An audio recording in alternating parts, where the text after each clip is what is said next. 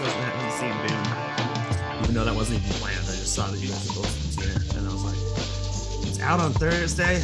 Okay, I need my HBO Max. I can do that. I mean, we can talk it now in these 60 seconds before he joins. Like, it didn't do anything for me. Yeah, I don't need to go into spoilers shame. either.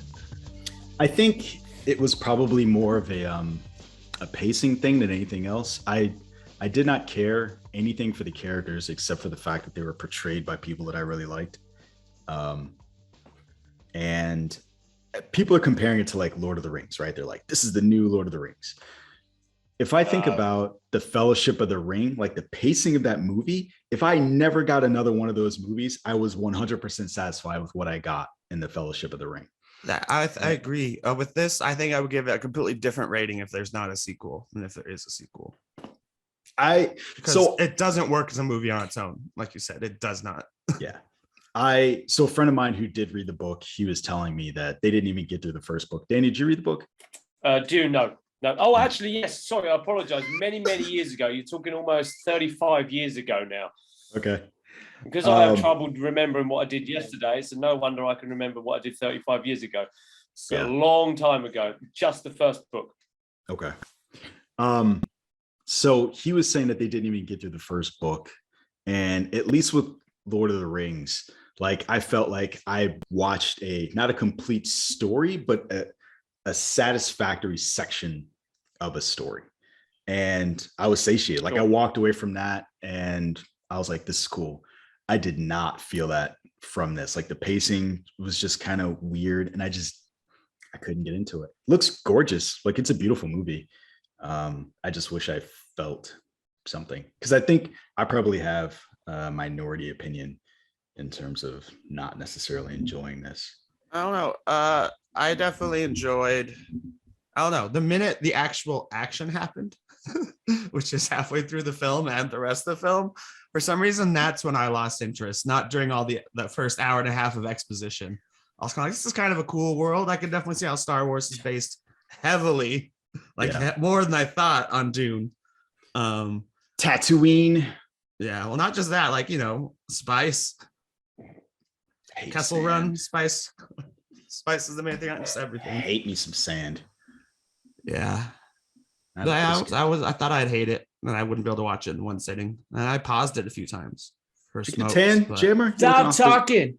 That's all we're going to say about it today. So did you get a tan? You look all swarthy today. Oh, speaking of sand and speaking of the sand dunes, or speaking of Dune, I went to the sand dunes last weekend. You are darker. I'm not racist. I knew it. Yeah, I get dark. I get pretty white when I haven't been out in the sun for a while, and then like I get dark in specific areas. It's not even what's it called? Smooth. I'm not like Brandon where it's just beautiful and even all the way across. For me, it's just like blotches. Yeah, I am gorgeous. Thank you. I appreciate that it too. It's called the sunburn. Fucking Black Superman over here. Freaking Brandon. What was it? Danny's sister says he looked like, was it Black Superman or Black Captain America? Which one was it? She said Black Superman. Black Superman? I think she's just exaggerating. Fucking Idris Elba wannabe. No, I wish. I need that voice. I need Danny's voice. I should go like kill him and like see if I can absorb his voice. Where the hell did Danny go? He was gone for that entire exchange about him and his sister. It was great. Yeah. Where'd he go? Do you know? Oh, he's back. He was having technical issues. Got it. So we've got a particularly long show, or at least a lot of topics. I don't expect that we will get to all of them. I don't expect so either. I think you're high. You are freaking up your own. We've done this before, right? We were like, you said the exact same thing. Remember back when we used to have like talk like 2 or 3 topics and we would still exhaust the time, but now we're like tackling a million topics. What happened? What happened to those days, Brandon? I just don't have a lot to say about stuff and things. Oh, okay. Also, that was your show. This is me and Nick's show. Do what we want. That wasn't my show. That was early on when I came out like last year. Yeah, we do like one movie and like 3 to 4 stories. And even if we had like 2 stories, we'd go on tangents. We'd somehow make it work. We'd somehow make it work. So this is a week that I feel like we have to fit them in no matter what, because Fandome / other things. There's a lot of news this week. There's a lot of good stuff out there. There is a lot of good stuff. Well, a lot of good stuff and a lot of bad stuff. A lot of topics to talk about. Yeah. So what was I going to say? I don't remember. It just jumped out of my head. Man, getting old. Yeah, you are. You're already. It is. Am I? No. I don't know. It's weird. I had a birthday and never mind. It's stupid. Anyway, doesn't matter. Let's see. Happy birthing day. Happy birthday. Thank you. I appreciate it. Hold on. So Nick, can you take the Alec Baldwin story only because you popped in with an update, and I can yes. talk the beginning of it. And so I've retweeted several updates, so I can easily just pull them off my several Twitter. Updates. All right, so here we go. So he's basically an expert. He's an expert. All right. He read a tweet about an article about it. I'm just quoting what's it called? Knives Out. Well, I wrote an article quote. We're starting this out super wrong. Alec Baldwin quote, even he's responded. So okay. So hello and welcome to Breaking Geek Radio podcast, the premier flagship and international podcast of LRM Online. I'm your host, Brandon Jones, and we got all the gentlemen in the room today. Gents, how y'all doing?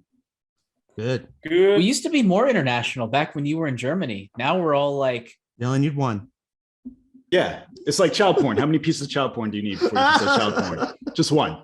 So Danny's that one piece of child porn. Just one of us. God damn it. And on that note, that is definitely the first time I've never been ever referred to as been called that. Yeah. Yeah, I don't think very many people have.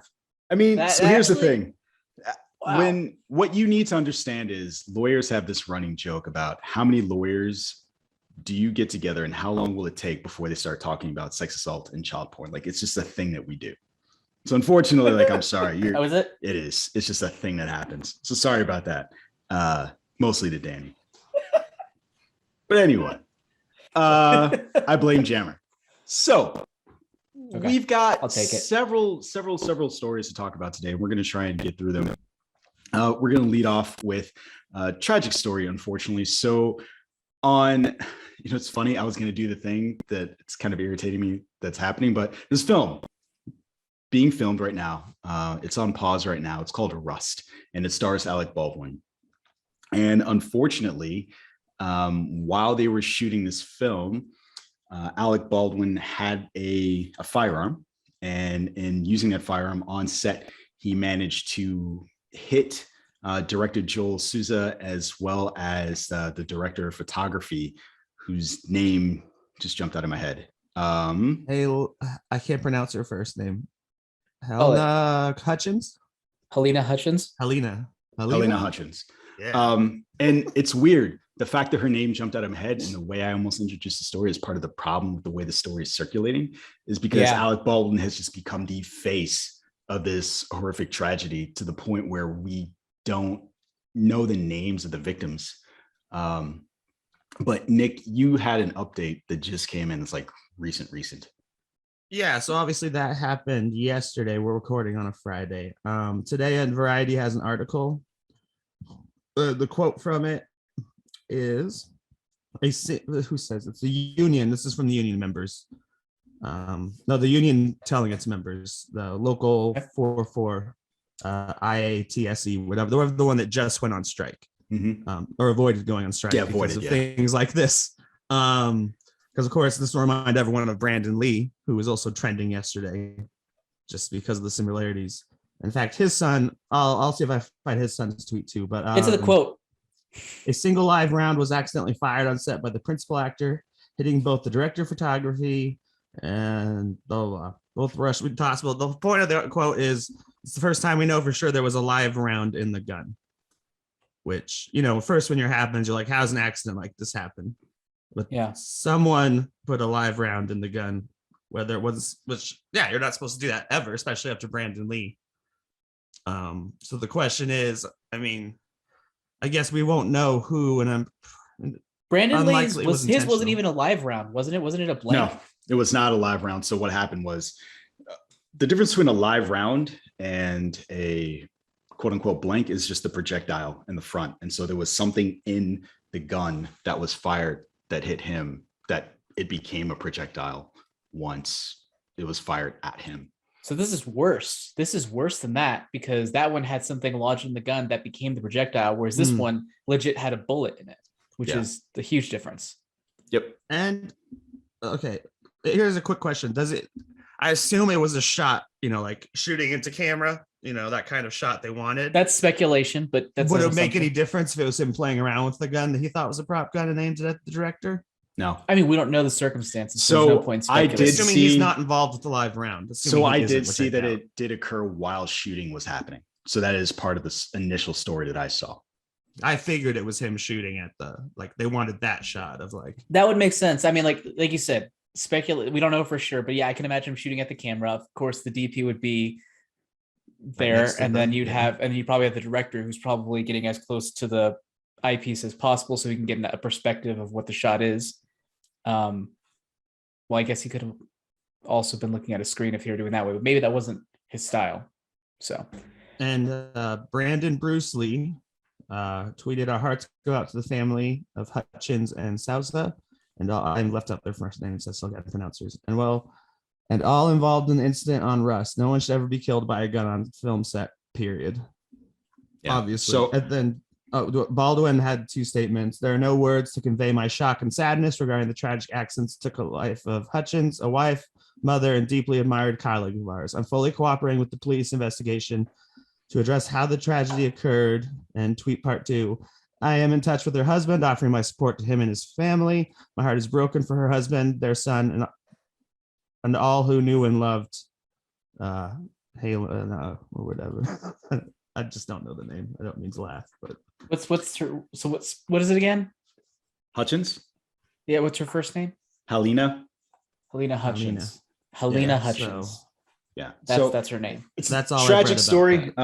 What I'll say about it is, I do think it's a tragedy. I do think it speaks to the credit of the safety that they've employed since that incident that Nick was talking about with Brandon Lee, that this isn't a common occurrence, right? Like, I remember when that happened. And I remember when I think it was Jean-Claude Van Damme was like, "This is horrific. This should never happen again." And so there were things that were happening to safety measures that were taken to ensure that this didn't happen again. And unfortunately, in a span of 30-ish years, it did.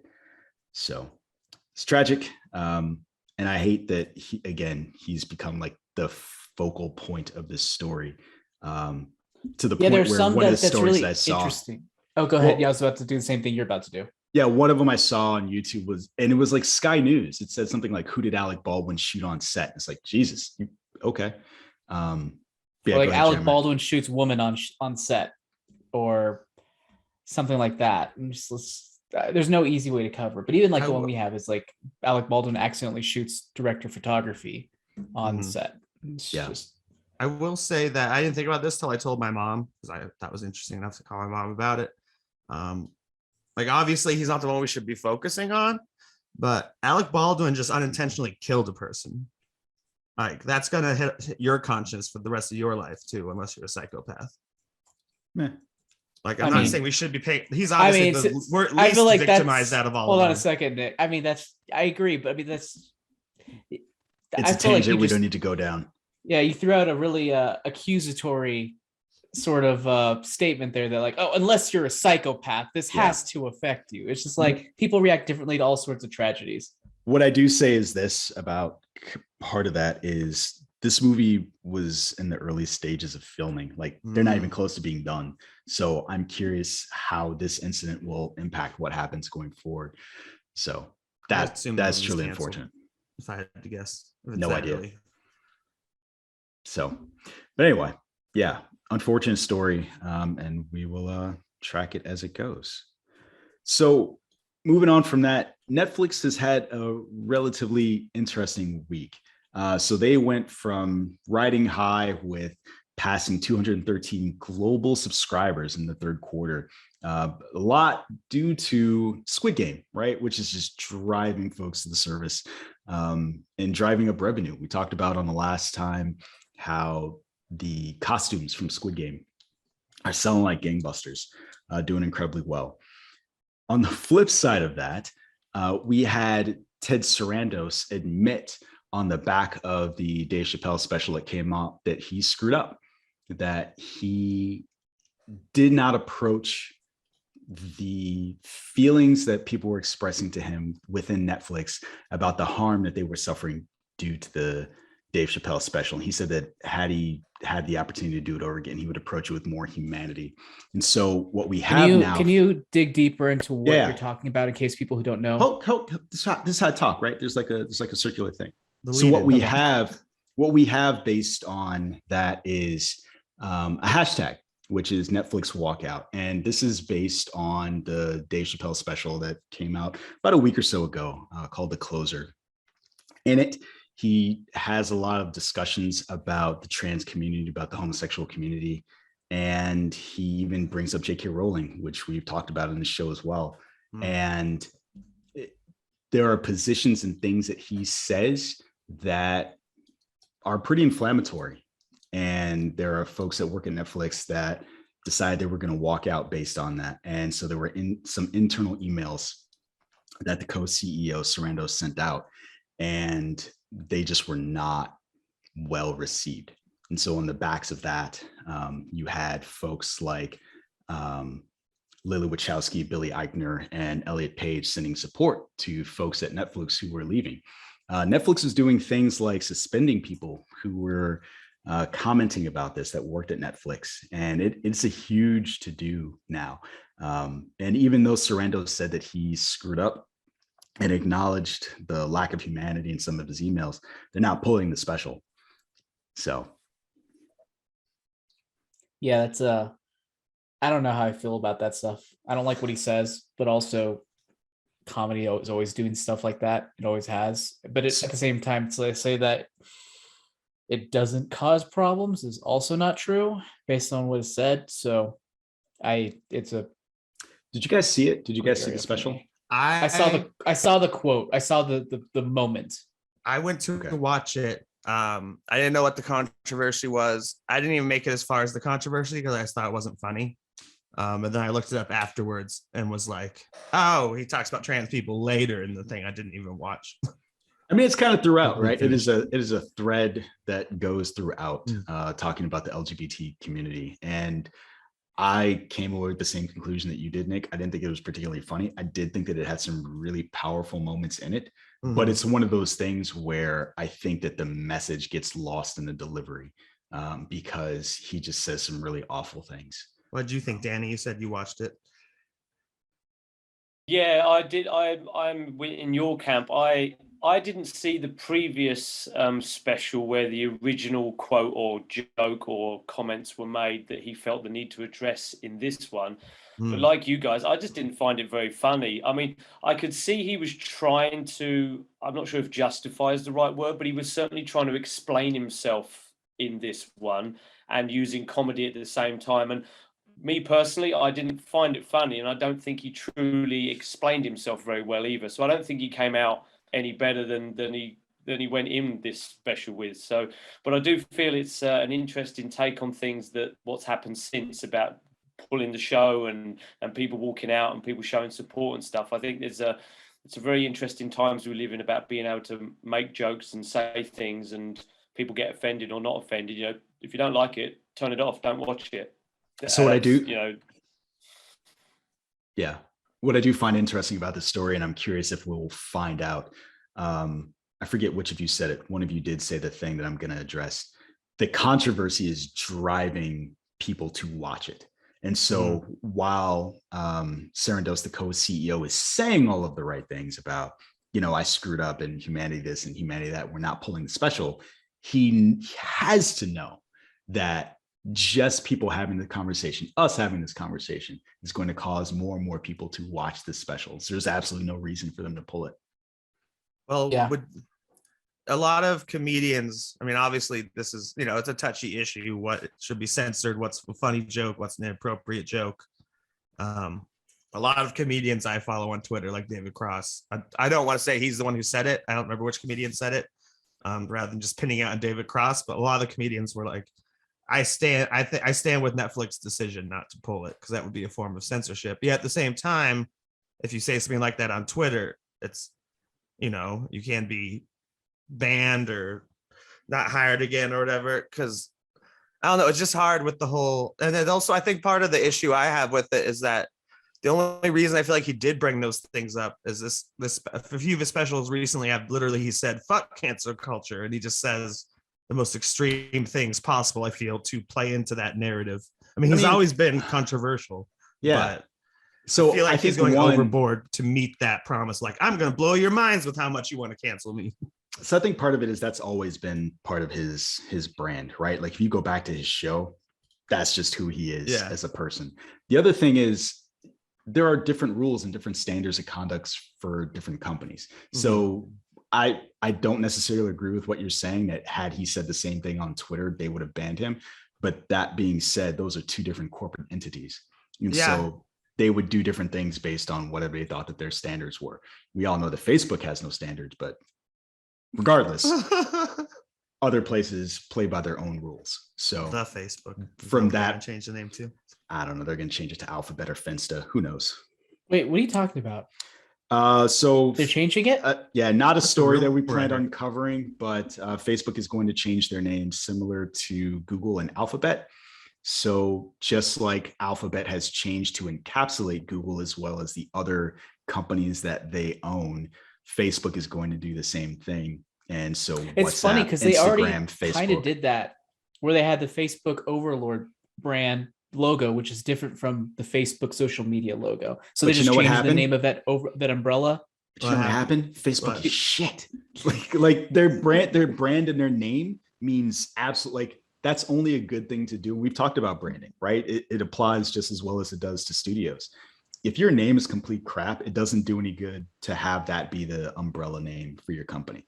I'm happy about this because it eventually means that should they be able to get enough votes, it'll be easier to break up the company, because I hate Facebook, but that's just me. It's not just me, but that's just me. Yeah, it's not just you. Anyway, you guys ready to move on? Yeah, let's get some happy stuff. Let's get some happy stuff, sort of. So we brought up Lily Wachowski. I mean, there are lots of stories. So we brought up Lily Wachowski, and there was a story that came up about the Matrix. So we had Yahya Abdul-Mateen talking about what his role is going to be in the new Matrix movie. So we saw on Instagram a little while ago that he confirmed he was going to be playing Morpheus. And so he expounded on that a little bit because people were very confused as to why it's him and not maybe Lawrence Fishburne. And what he said about that is, this is definitely a different iteration of the character. I play a character who's definitely aware of the history of the Matrix and the history of Morpheus. This character is on a journey of self-discovery. There's a lot in our story that's about growth, defining your own path. Morpheus isn't exempt from it.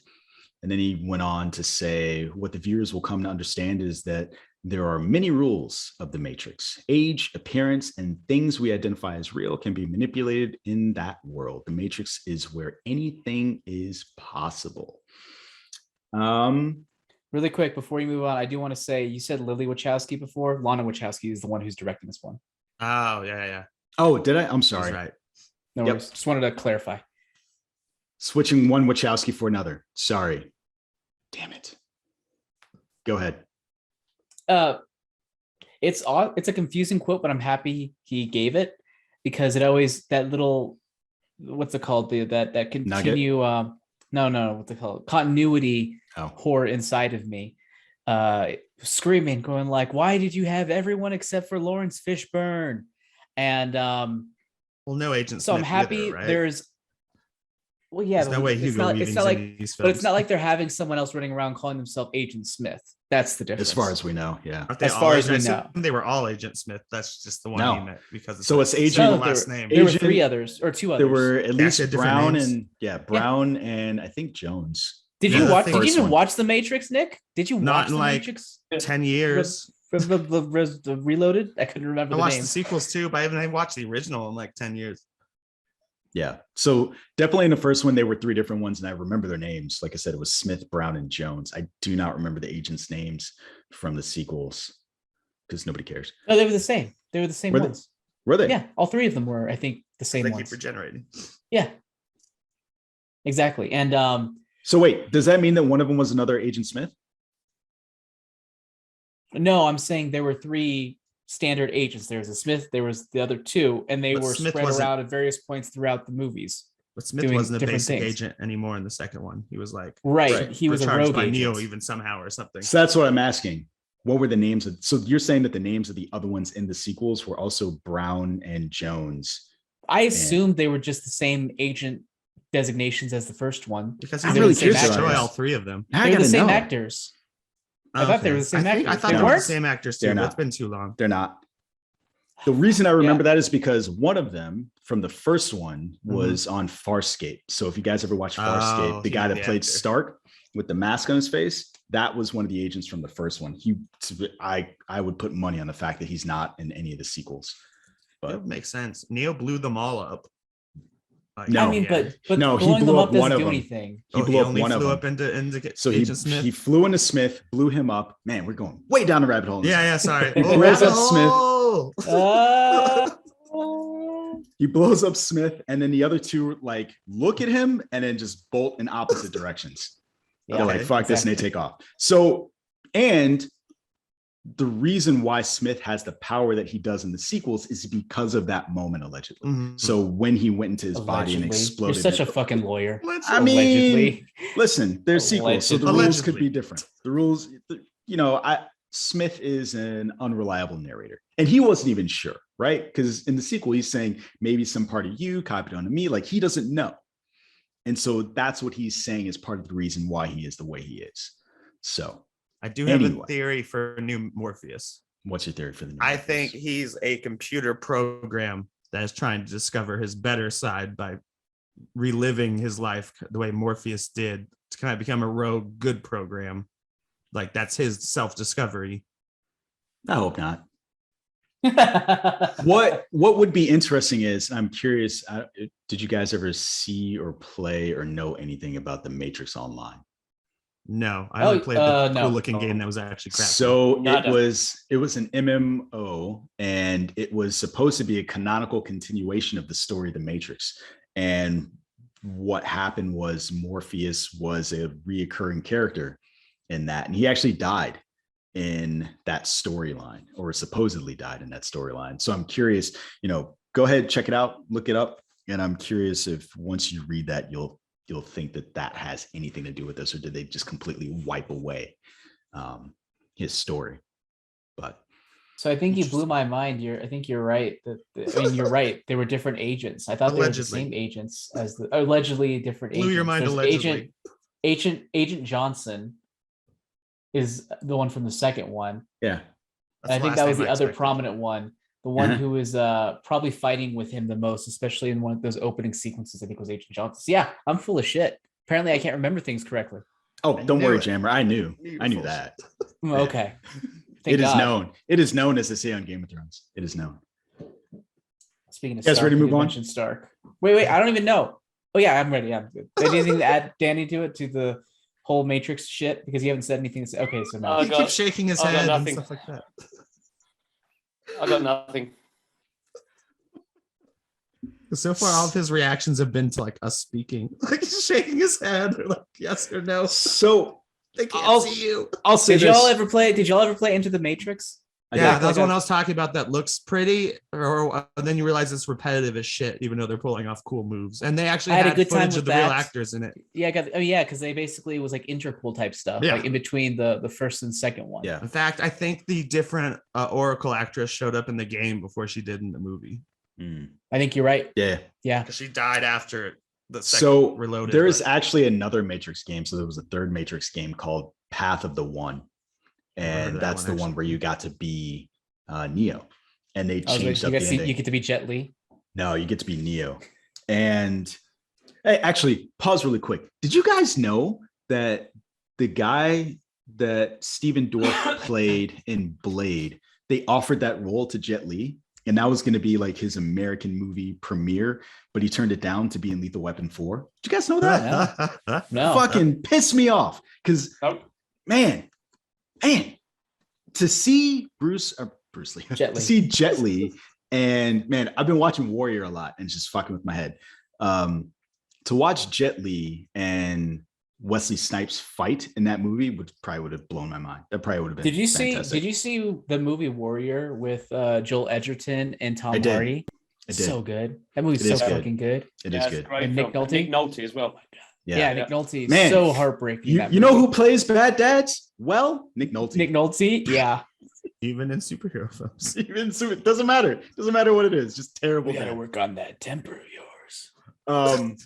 But going back to Yahya Abdul-Mateen, did you guys see that he's going to be in a new Michael Bay movie? So Ambulance. Oh, he's the ambulance driver. He's the Or not ambulance. literally. He's. I one don't of think the- he's the driver. I think Jake Gyllenhaal is going to be. Well, at least from I the think- trailer.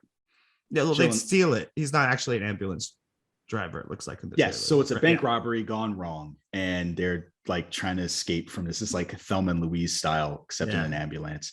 Looks fun. I haven't seen Michael Bay direct anything since Six Underground. Whew, man. And it was fine. It's all right. I think we reviewed it for the show. It's okay. And honestly, this looks more like a Heat type film than a full-on Michael Bay type. God, I think the mean, last there Michael are a Bay lot of movie I ex- watched, I think the last one I watched of his, the newest one I watched was Pain and Gain. I Wow. actually watched that too. That was actually a funny movie. Yeah, kind of dark, a little dark for me, but Danny's still, scratching his head. It's with Mark Wahlberg and The Rock. Yeah. No, I've seen that one, but I was just Oh. surprised the Jammer didn't see that one that was on Netflix. The Six other Underground? he did. That was No, before it he looks- joined the show. It looks boring. It's Was it? okay. It's shite. It's got Ryan Yeah. Reynolds in it. That always adds a number to the score, but it only He's right. elevated it one notch. But But I it haven't didn't seen do it. much for Hobbs and Shaw. So That's the only reason I gave Hobbs a shot any points. yeah. He was all the points. So yeah, I'm looking you forward guys to are that. mad. Hmm? Hobbs and Shaw is better than any of that Fast and Furious crap that you like, Jonesy. No, it's not. No, it's Get not. out of here. Well, it's better than some of them. Like especially Tokyo Drift. Should be called Too Tokyo fast, Shit. too furious. It's definitely Hobbs too and fast. I would never watch Hobbs. Like you couldn't pay. Well, you could pay. That's me a enough lie. To watch You Hobbs could and Shaw. you Yeah, could pay me could to totally. watch Hobbs and Shaw. I don't know why yeah. people said you could totally pay me to watch a movie again. But it is not. I would never put it up against any of the Fast and Furious movies. I would watch any of those again rather than watch Hobbs and Shaw. I So. would rather watch Hobbs and Shaw than watch Tokyo. No. Uh-oh. I'd rather watch it than Too Fast, Too Furious. I've only I'd seen rather Too watch Fast, Too Jam Furious Jam Fast Stay One. Frozen. I think we lost Dr. Jammer. He's frozen. Anyway, he's totally wrong, and that's okay. That's why he's frozen. Did you do that? Did you press a button and freeze Jammer? I did. There's a shut up I'm button here. for the I'm host. here. So anyway, moving on from Jammer's incorrect opinions, The blasphemy. we've got two really cool renewals that I'm very excited about. And I'll start with the first one, which I think is interesting because Danny is the only other person I know watches this fucking show. So Doom Patrol has been renewed for the fourth season, which really excites me. But what I found interesting about the story, and this is the one that I found from comingsoon.net, in its opening paragraph, it says it's bringing back one of the biggest and most popular DC-based television series out there. I don't know anybody that fucking talks about this show. I don't know anything other. Again, Danny is the only other person I talked to about this show. We've never really talked about it. We're like, But but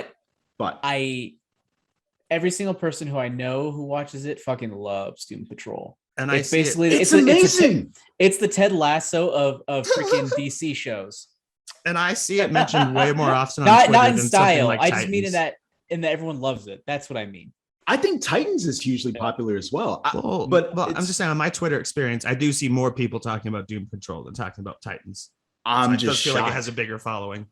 I have no frame of reference for this anymore. And it's weird to me to hear what is popular. Like Ted Lasso is out there winning awards. So it's obviously getting some kind of recognition. These two shows, like Doom Patrol and Titans, like I have no frame of reference for whether or not anybody watches them. So all you people out there watching it, good on you. I'm gonna enjoy another season of this shit. I watched episode 1 and I was like, that was really good. And then I didn't watch the rest Just of it. didn't watch it. I really like it. It's super fucking weird. They lean into the weirdness. I season saw like that it. one photo you It's posted. bonkers. It's a ridiculous show. So incredibly ridiculous. Yeah. But yeah, Also, we wouldn't be Breaking Geek Radio the podcast if we didn't have a moment to talk about Apple TV Plus. So Mythic Quest, a show that a lot of us enjoy, has been renewed not for a third season, but for a third and fourth season. I'm super excited about this. It's really good. Mac and Rickety Cricket's one of the writers / stars of it. So I need to. Who the hell is Lemony Snicket? Rickety Cricket. You don't want the longest running live action sitcom of all time. So Jiminy Cricket? What? His name is Jiminy Cricket? Rickety Cricket is his nickname, but he's the like really nervous guy who's like, we can't put a shovel in the game. Nick, Lemony Snicket is a fictional character. He's so not is real. Rickety Cricket. He plays the character Rickety Cricket. What the fuck are you talking about? What's Stop happening? bringing up This the actor in Sunny, who's a events. co-creator and actor in he's like the timid guy on Mythic Quest.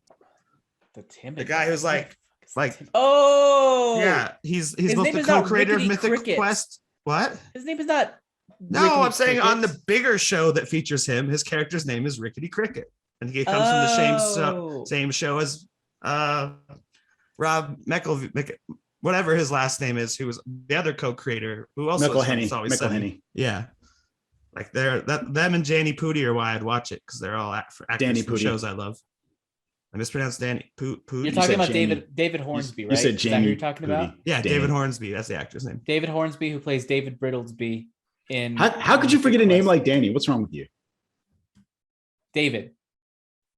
Danny.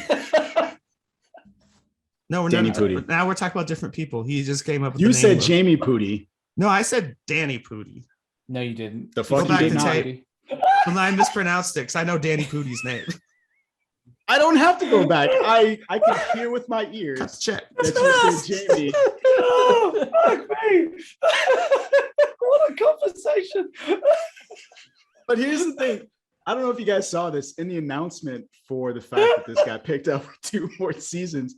Rob McElhenney called Anthony Hopkins on FaceTime and was like, hey, I don't know if you know this, we got picked up for 2 more seasons. And Anthony Hopkins was like, oh, that's really great.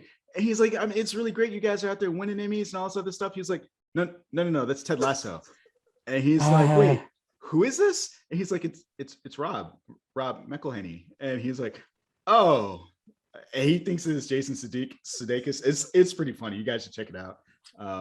Who, if anyway. you're listening today, he's hosting SNL this weekend if you're a big Jason Sudeikis fan. So And so, Nick, you'll be disappointed to hear that Jackson Pudi is not coming back for those 2 seasons.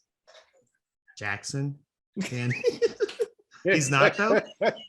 No, he is. I just felt like I'm like he was. I did stop watching far the as I episode where know. he was like a super dick. That's why I stopped watching. Not because I got bored, but because I knew the other show came out. The one yeah, where he just, Harold like, quits Pudi's and fucks arc everyone. in 2nd season is actually really good, though.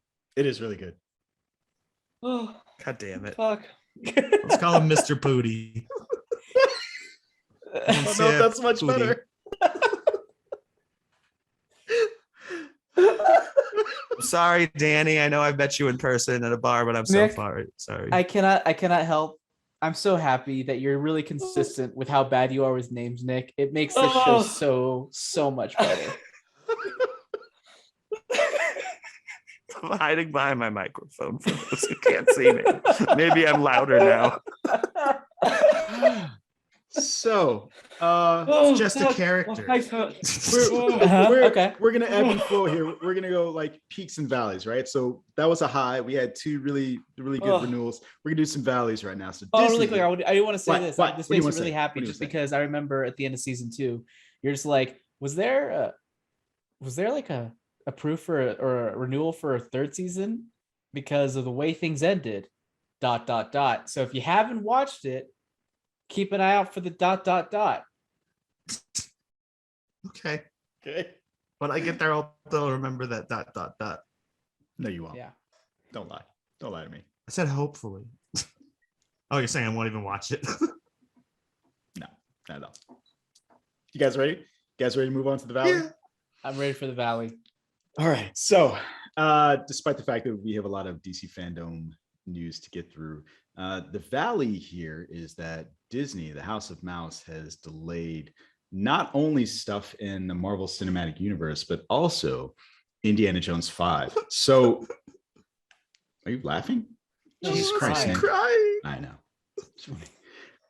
So everything after the new Spider-Man film is going to be delayed. So Doctor Strange, which was supposed to be coming out March 25th, is now taking Love and Thunder's old date. And so they're going to be moving to May 6th. The next Thor movie is going to be pushed to July 8th. And Black Panther 2, Wakanda Forever, is now going to be pushed to November 11th. I could not find a reason for the delay. I did see that some people were saying, that it was based on some reporting by Grace Randolph that there are a bunch of reshoots happening on Doctor Strange. People are saying that she's an unreliable source. So who knows?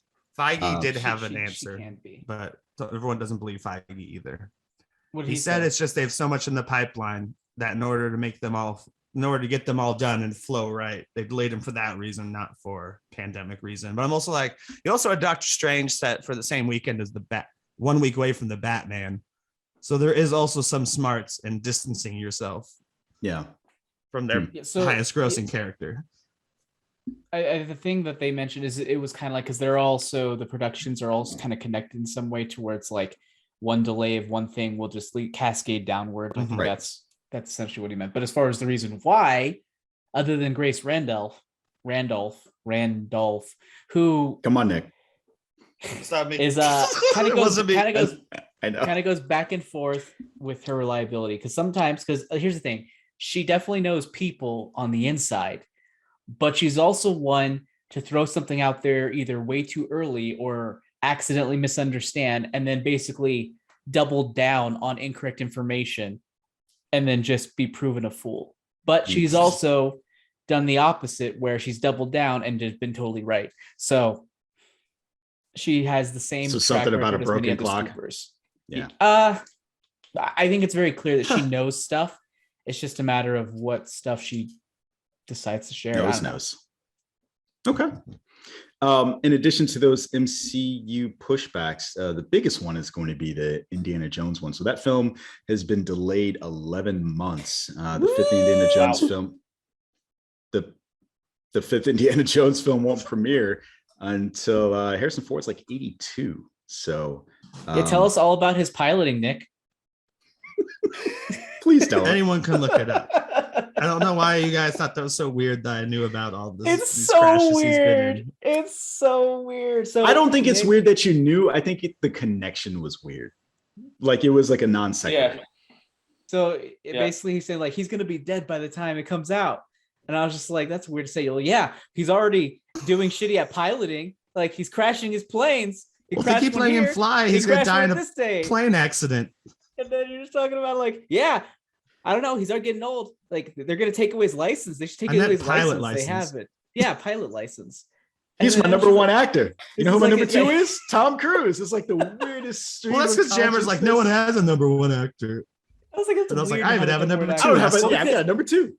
It's because I was like, that's weird that you know that. It felt like oddly pointed and personal towards Harrison Ford. And you're just like, it's not weird. He's my number one actor.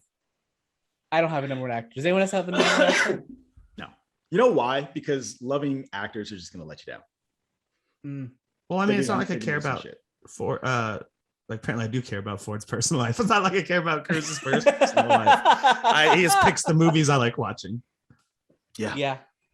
Or like spearheads them. But I mean, occasionally, if you get attached to actors, you're going to be left like, a fan of J.K. Rowling, Be like, oh shit, she was my number one author. Now she's my number one transphobic author. So yeah, I've had to make adjustments. Kevin Spacey was one of my favorite actors. He certainly isn't anymore. Yeah, that's pretty rough.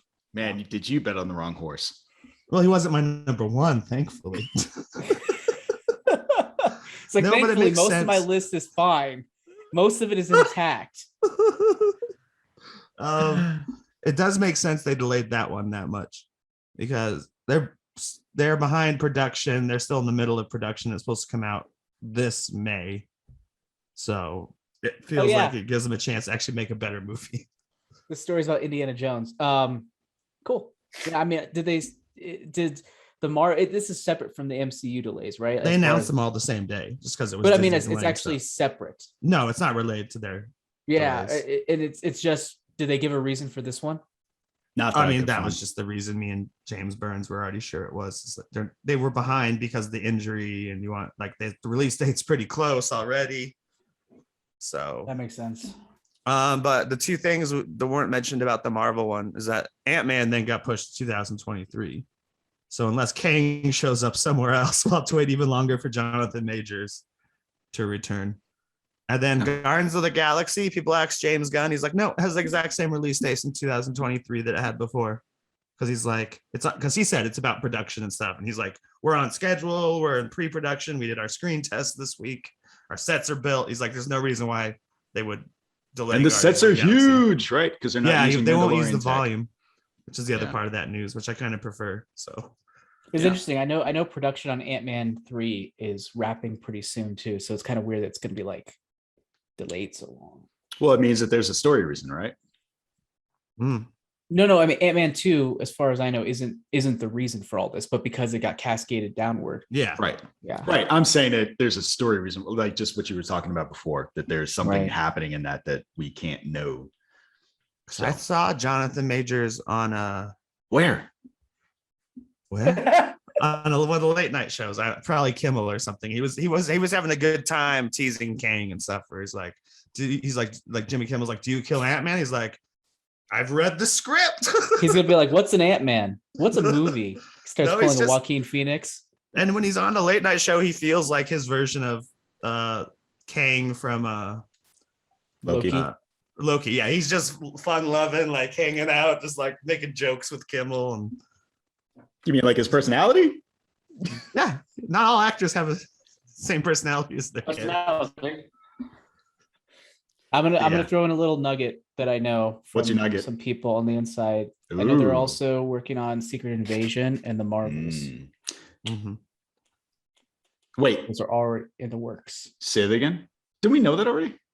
I don't know. Do we? We've had a big Super Invasion cast for a while. No, I I'm don't not know. saying that they're existing. I'm saying that they're in production. Oh, I didn't know those two were in production. Interesting.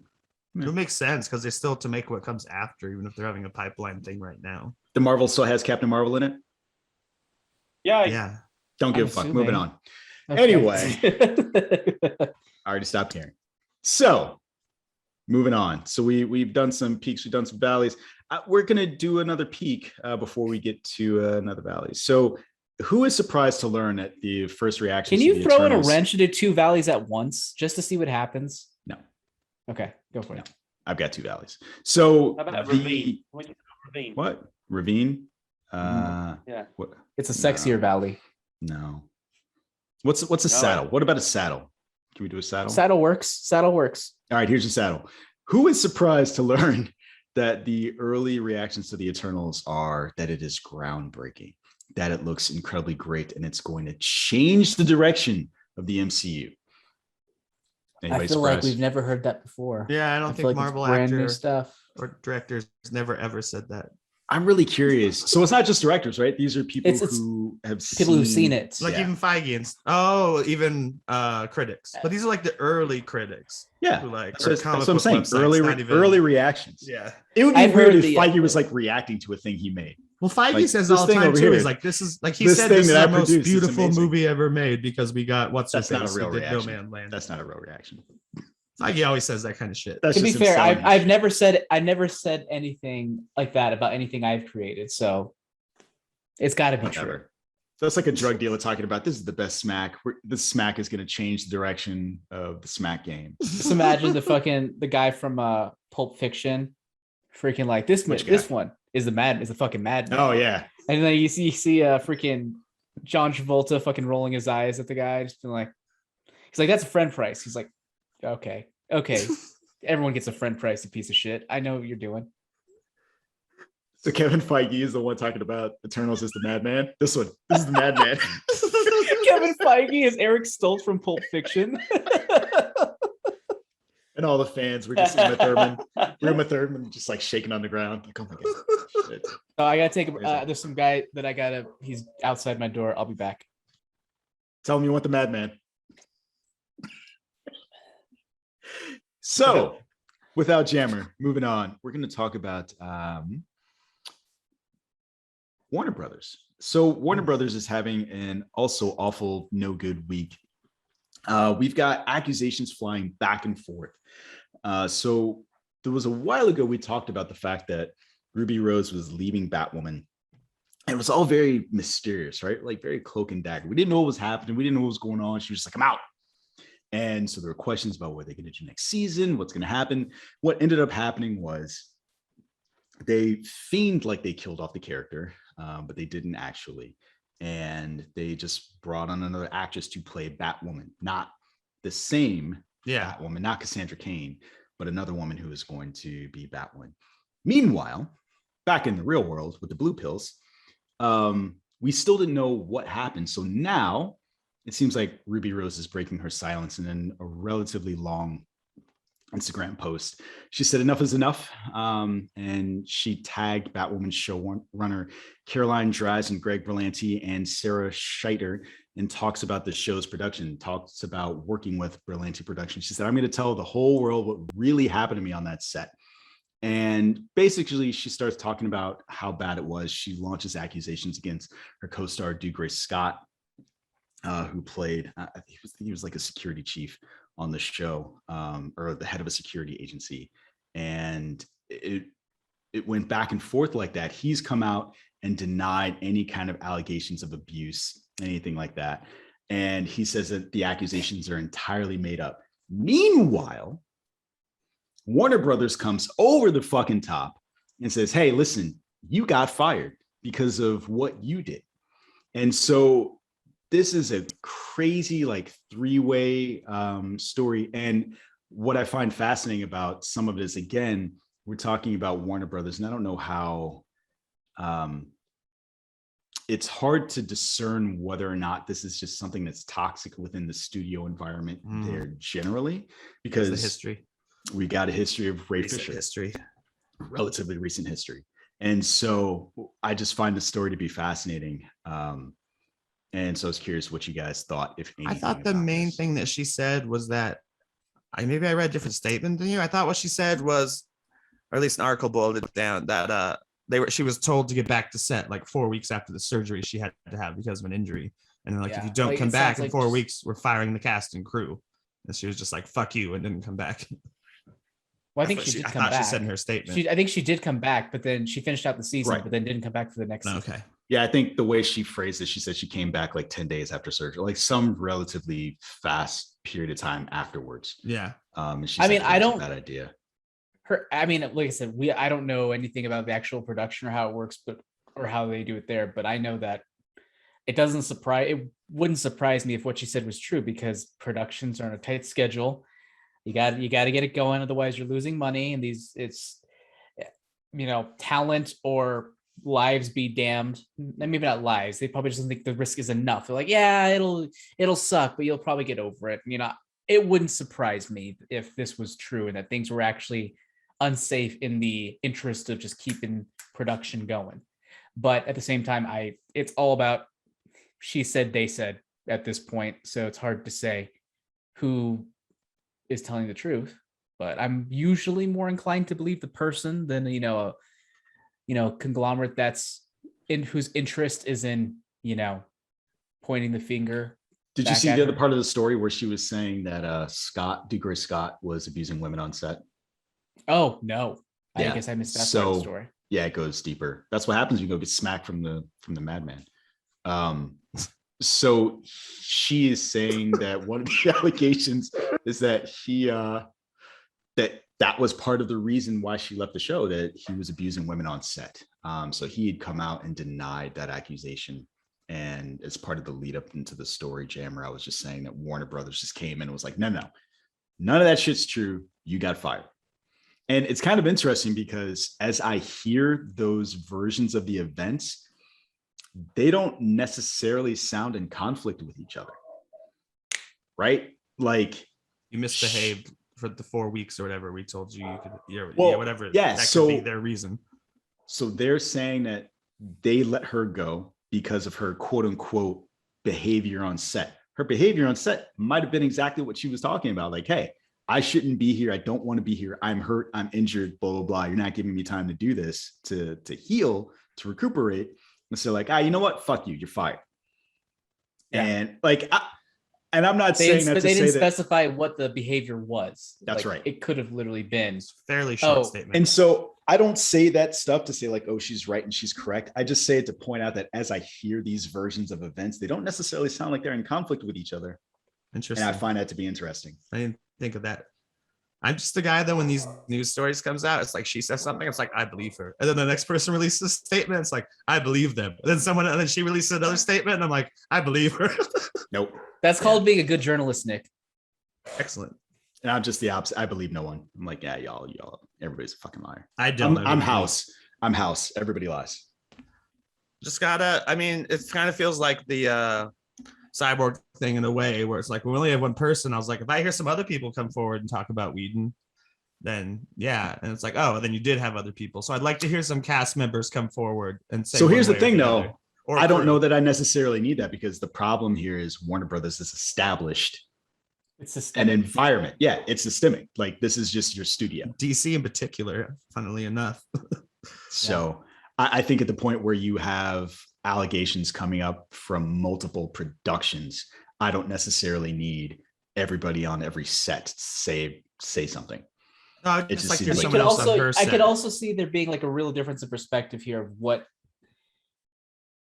abuse of women means. Like if to refer to another Apple TV Plus series. Should I spoil this? Fuck it. I'm spoiling season 1 of the morning show. You had your chance, people. Yeah, you had your chance. Oh no! Where I'm not gonna watch Steve it. Carell's character was accused of sexual abuse or misconduct or what have you. And in his mind, like, oh, this person had sex with me of their own free accord. And it wasn't until later where she's like, he was very clearly like, he thought, oh, you did this for your career. And then when he came here to her saying like, oh, you owe me a favor because, you know, you had sex with me and then I like did something for you. And she's just like, that's not what happened at all. It's just Quid pro such quo. a warped perspective because of the power dynamic that just makes it seem like maybe this Doug Ray Scott guy thinks what he did wasn't abuse. How do you not know who Dougray Scott is of Mission Impossible 2 fame and almost being Wolverine fame? That's Oh, he was the I bad did guy not- in Mission Impossible 2. I don't know. I the did not know actor's those name, things because I easy. I sure as hell expected Nick Impossible of 2. all of you, I thought Nick was going to point at the screen like goddamn MI2 Leonardo is the DiCaprio. least- Like is I thought my he was going to least do the thing. watched- Like, yep. It's my least watched Mission Impossible. and I movie. actually had no idea the name of the actor in that movie because Dougray so so now I Dougray, do. It's not Doug Ray? Scott. Dougray Scott. so Oh, you've he's been Scottish. butchering that, Joseph. Yeah, Dougray Scott. You need to keep count of who butchers more names this episode. It's still you. It's still. I mean, unless you count. Yeah. It depends on what you think about, you know, me pronouncing David Pootie's name incorrectly. or just substituting an entirely different name, like Yeah. Jamie Yeah. Pooty. He just Donald Pooty. shuffled it again if you didn't realize he did. And that was the joke, Nick. Okay, That I was didn't know the if you were still on the joke or not joke. because you already used David and it's close to Damn Danny. it! It's I'm too- running out of names. Brandon Pootie, Nick Pootie. What? Nick Pooty. I dig it. I can't say Danny Pootie because that's correct. Anyway. Anyway, Next, so I'm curious what you guys think about this. So we've got some casting coming out of the Continental, the long gestating John Wick prequel, and people are upset. People are upset that Mel Gibson is confirmed as having a starring-ish role in this film. He's going to be playing a character by the name of Cormac. And so what we're learning as the production of this takes place, it's going to be set 40 years before actual film of John Wick. They've actually already figured out who's going to be playing a young Winston, the individual played by Ian McShane. And people are upset at the fact that Mel Gibson is being cast in this based on previous things he said and done. How do you guys feel about it? especially considering, I want you guys to go first. We watched a Mel Gibson movie last year for Christmas. Like we've covered Mel Gibson on the show. We watched Fat Man. Santa or whatever. Yeah, Fat Man. That's Fat what the Man. movie was called. And you say that to mean what? No, I mean, like, keeping in mind we've actually featured him. How do we feel about it? Because it's not like we feature a lot of these people who have gotten in troublesome pasts and stuff. I don't know. But we were Brandon willing did to talk about Mel Gibson the latest movie. Robert Galbraith book a few weeks back. So What now? Brandon talked about the Robert Galbraith book from a few weeks back. It's from J.K. Rowling. Oh yeah. So we have talked about this stuff. And so in the past. I think, and we didn't talk about it when we talked about Fat Man, but there was a reaction to that as well. So has he ever apologized for anything that he said? Yeah, not that I recall. I think it's a bad move. Just I'm not because there's what so do you mean much a bad stigma move? to cast him as the lead in their show. The bad move in what way? Aren't gonna like it. What? Is it a bad move because it's a bad move, or is it a bad move because too many people aren't going to like it? Or it could be both. It's definitely not an acting bad move. Like, he would crush the role. It's just, do you want him attached? Sure. Especially is this a Netflix show, right? Isn't it? no? No, I was going to say, does Netflix want to deal with that news the same week they're dealing with the trans right news and stuff like that? Would be the bigger question. Yeah, no kidding. I would watch him, even though I don't really care about the franchise. It's just, I don't know how to feel if he deserves it or not. Okay. Is that because you don't know why the backlash exists, or? Oh, I know why the backlash exists. Absolutely. Okay. I just don't know. I don't know if he deserves to be let back in all the way to Hollywood or not. That's what I meant. I mean, he's in, right? Like, yeah, he is. He's as in as it.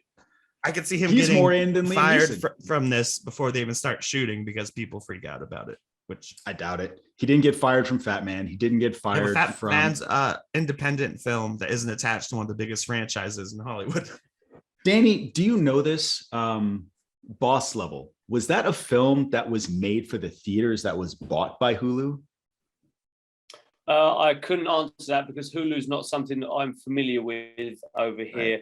As far as it was promoted and advertised where I am, it was a direct-to-theaters film. It was a big film, and Mel Gibson's name was on the poster quite prominently in that as well. It wasn't like and also starring. It was Frank Grillo and Mel Gibson, and I forget the female actress. I apologize, but there was those three top billing. I was actually considering watching that, not even knowing Mel Gibson was in it, because I like Frank Grillo and I like the idea behind the movie. I did not realize he was in it either. Because I only watched it on Danny's recommendation. Loved it, by the way. I thought it was great. I was about to ask you about that because I know I never told you he was in it, and I wasn't sure when you mentioned Mel Gibson tonight. I was like, I wonder how Jonesy felt watching that film when he came in it, when he was revealed as the bad guy. I thought it was interesting. I thought it was kind of surprising, but what I did find interesting, given the stars that were rotating in that movie, it wasn't that big of a surprise. It was a surprise that it was him. I think that the things that he has done, they occurred long enough ago, and I knew that they occurred at the time that I'm not upset enough that I can't divorce myself from what I'm watching, which is different than somebody like Eric Clapton, right? No, Eric Clapton, where even though that was much farther away in the past, it was something that resurfaced and I had learned about relatively recently. So I didn't have a chance to process it, even though it happened a while ago. I processed. What does Eric Clapton do? Yeah. Ooh, man. I haven't heard about this. That could be an episode in and of itself. So we're already at the dark turn. So basically, Eric Clapton went on an incredibly racist tirade in 1971-ish. He was at a concert and he asked all of the people who were foreigners, all the people of color, to raise their hands and identify themselves. And then he told them to get the fuck out, not out of the studio or not out of the concert hall, out of England. And he went on this like crazy tirade and said, stay out of England, keep England white. I actually didn't even know that was an old story. I thought that was something that he did. No. Like and so week before. What makes it bad is it came up in the context of his anti-vaccine stance, for lack of a better word. And so it was one of those things where he has espoused this belief that he's being ostracized based on his anti-vaccine stance. And the articles that were coming out were like, oh yeah, don't forget he's also a racist piece of shit. To which, like Jammer, I was like, wait, what now? And so I went over and read this thing and I'm just like, man, fuck. And I was outdone for like weeks, because not only is he someone that I listened to as I started my own guitar journey, he's somebody whose music I wanted to emulate. And that made it hit that much harder.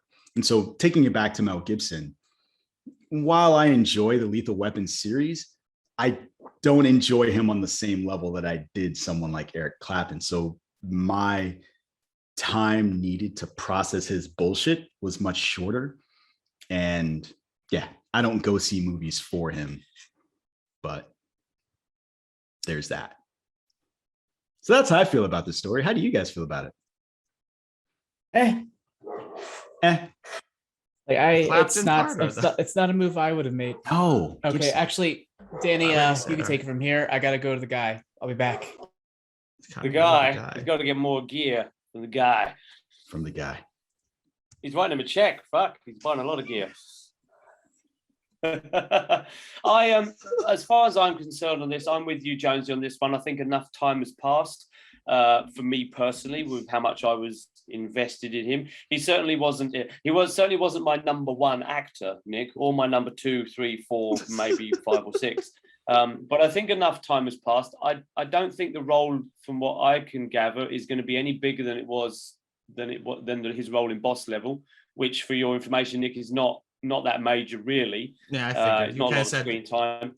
You said his name was on the poster, even though he wasn't in it that long.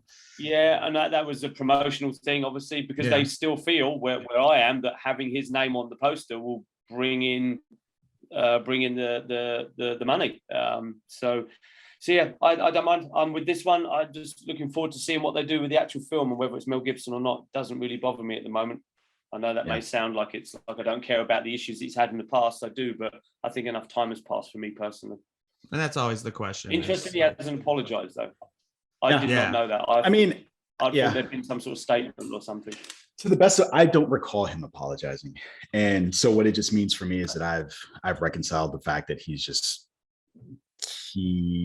is too old in 2006 and 2010 to have been an anti-Semitic and racist person using the N-word in a rant against his then girlfriend or fiance, I don't recall.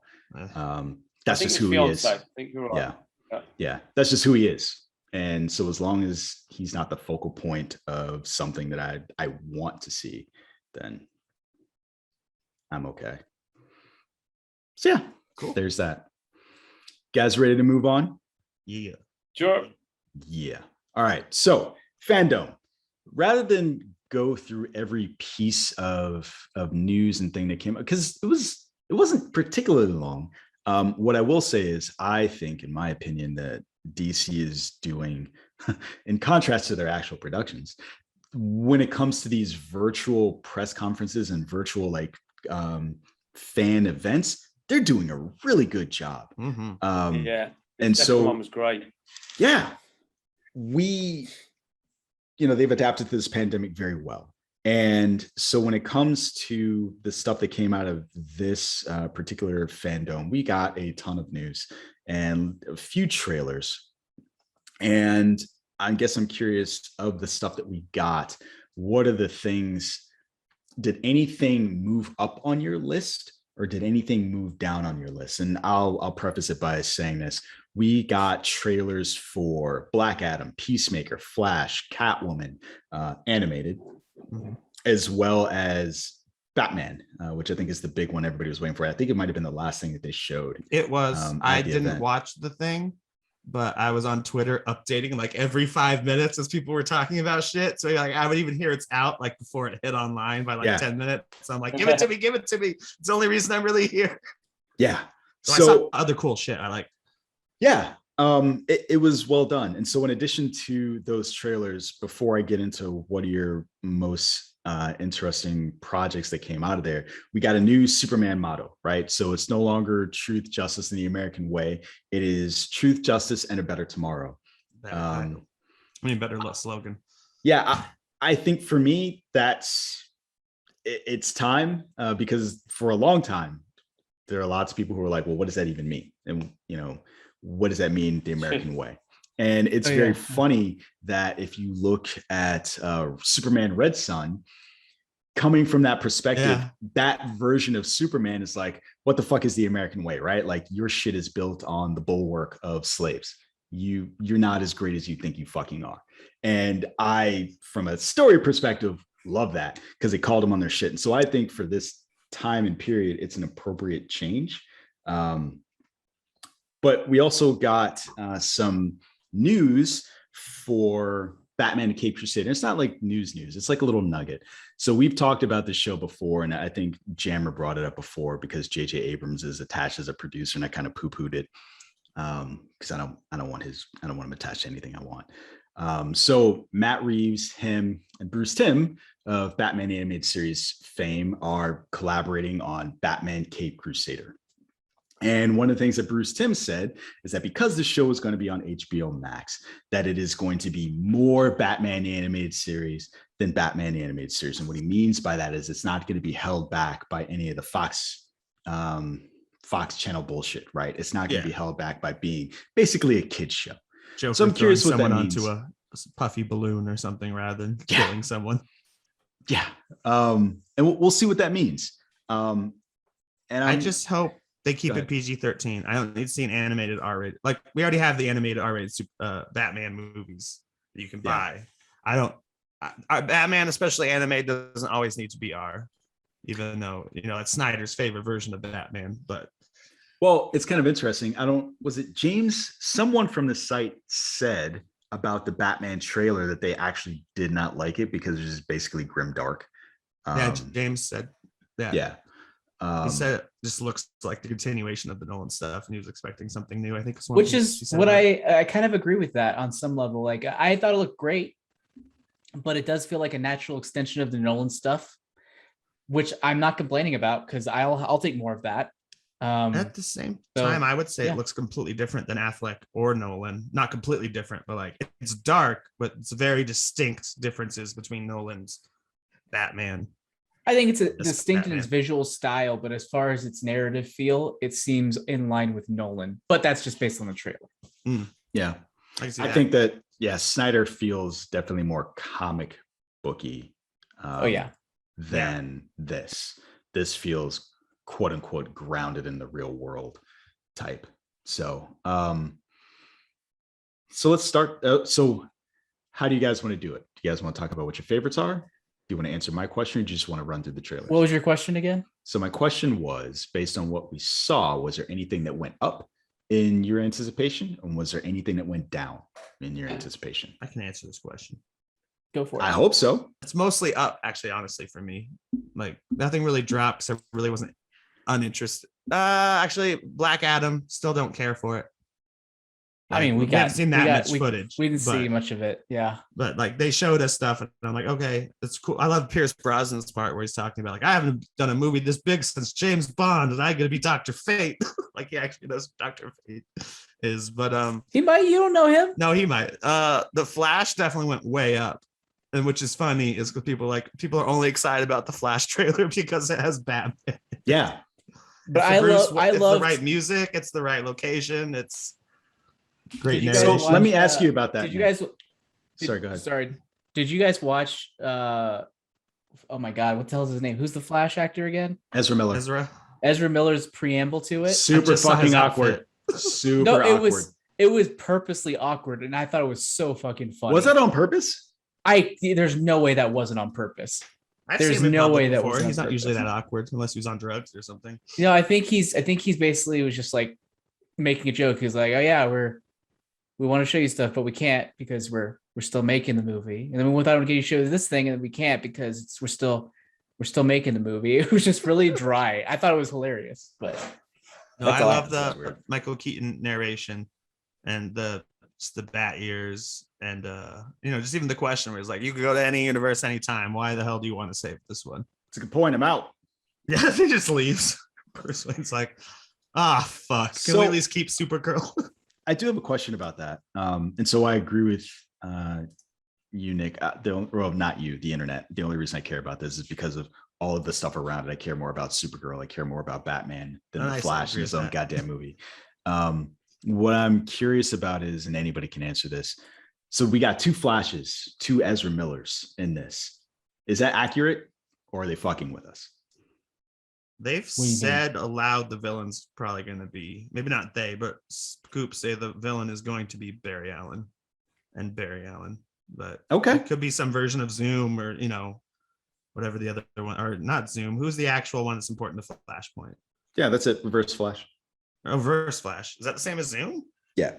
Oh, shit. Well, it could be a more personal way of doing Reverse Flash, where he's also Barry Allen, just from a different universe. Yeah, I think it's a cheat. It could be a cheat to get to that emotional core faster, Yeah. rather than having to introduce a whole new version. I think that's what they're doing with it. Okay. Danny? Which subject, Jonesy? Am I answering your first questions or about the Flash one, buddy? Do you think that the trailer that we saw is accurate? Is Ezra Miller playing 2 different versions of the Flash, or is that some sort of sleight of hand? From what I saw on the trailer, I think he's playing 2 different versions, but I will add this little caveat to that. I don't give a shit.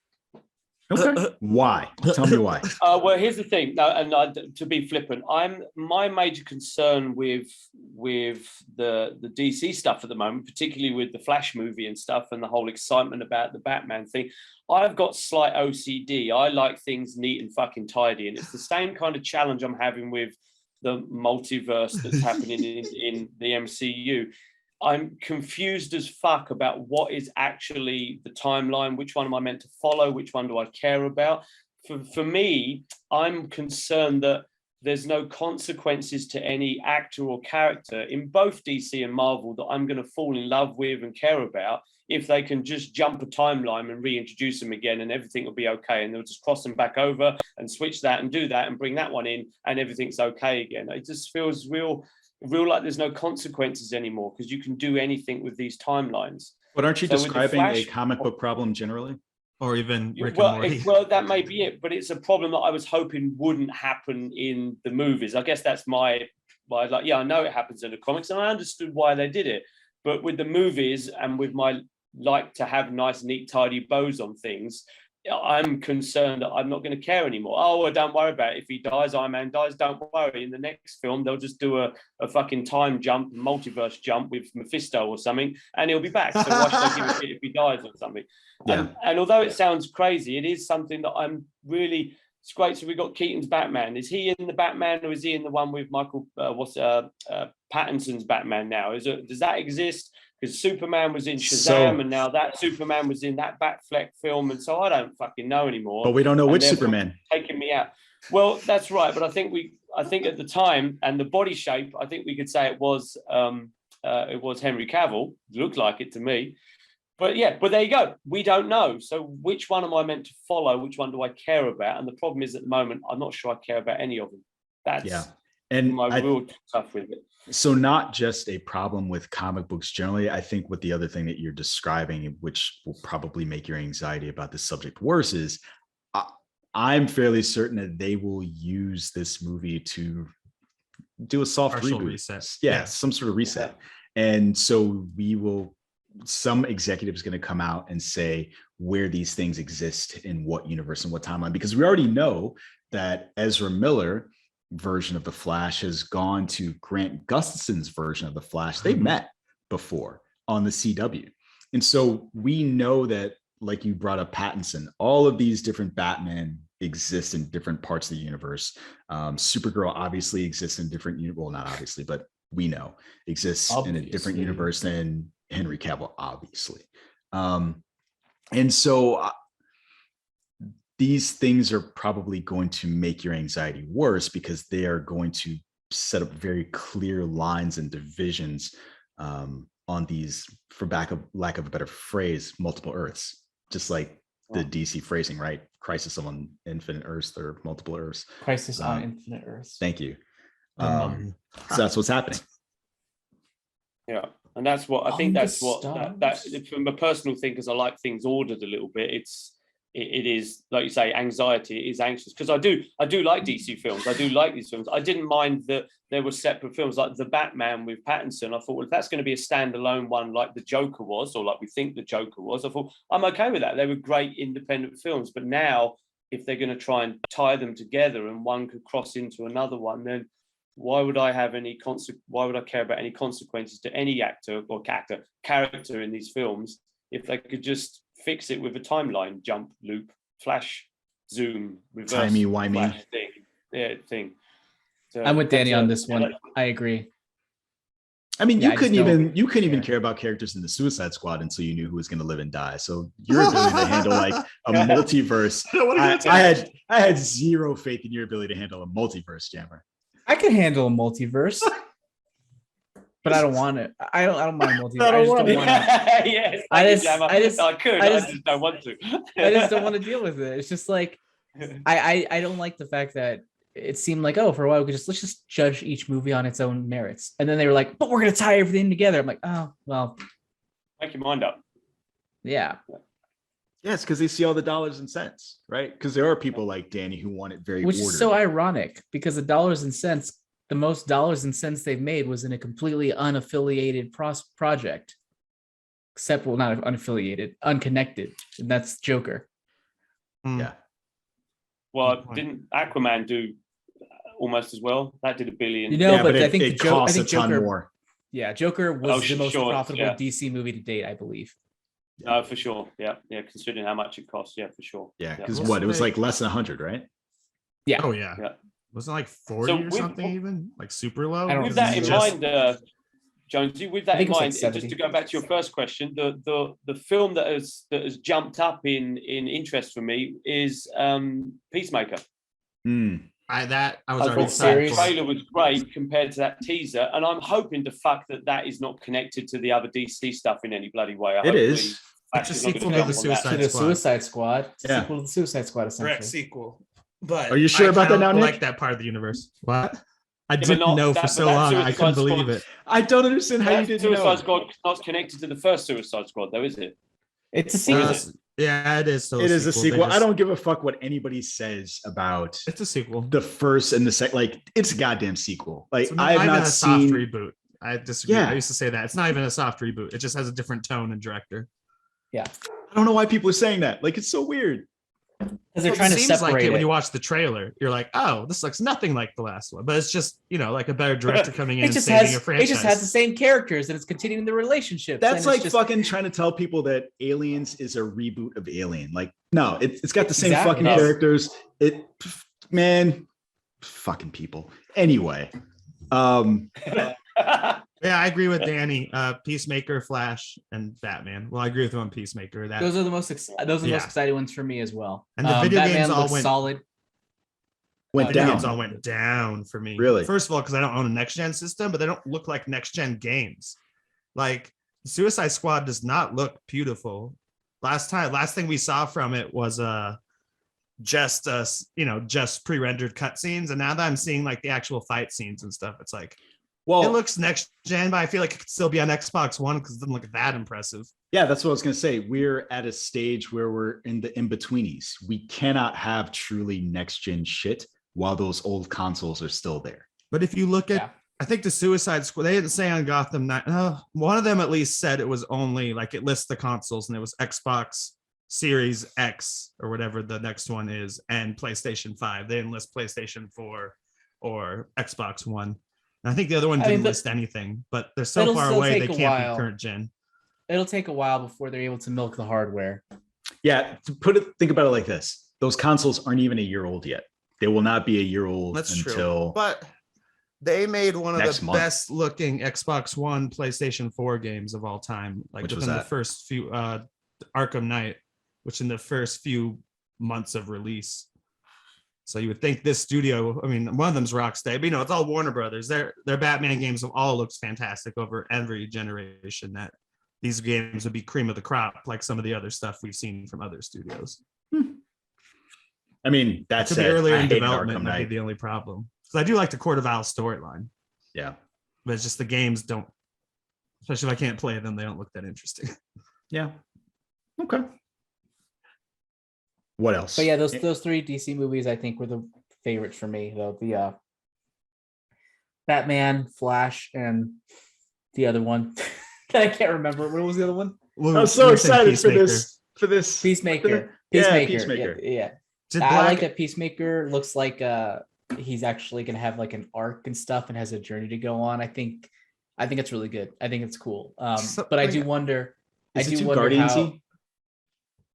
I noticed someone called him out on the slow walk with animals because I didn't notice it in the trailer, but Eagly is walking next to them. And so it's like he always has a slow walk with at least one animal creature. Yep. He's like, dude, that's my brand. No, I don't know. I'll have to wait for it didn't seem too Guardian. The thing is, I'll take another Guardians, even if it's by another name. I don't care. If it's good, I don't give a shit. Yeah. It's like it's the same thing with the Batman thing. It just looks like Christopher Nolan. Yeah, I'll take another Christopher Nolan Batman movie. I don't give a fuck. Is it good? Yeah. Is it good? Yes. Yeah. Then okay, we're good. I'll take How it. I about- don't need something to look brand new. I don't need the thing that's like the next reinventing of the wheel. It would be cool if it worked, sure, but it doesn't need it. And I kind of shat on Black Adam. There wasn't much there. Did you guys get more excited? Same excited? Anything when you I watched wanted the to Black see. Adam I stuff? wanted to see his face, and I'm disappointed I did. Even though I know what the fuck the Rock. The Rock's looks like. face. Yeah, I'm very But I confused. mean, like, I don't know. It had him in a hood the whole time. And I was like, I want to see under the hood. What do you think yeah, it will sure. look like? It looked fun. It looked like the Rock. I don't fucking know, man. Yeah, he's got a big fucking head. Like, I don't understand how. What else? It's a big shiny head. But I mean, you get to see it, like actually see it. We've seen, drawings or concept art of it. I want to see how it looks when it's actually done. The same as I every know other it'll look movie he's exactly in. the same as we already know. But go watch the difference- Go watch Hobbs and Shaw, you Yeah. fucker.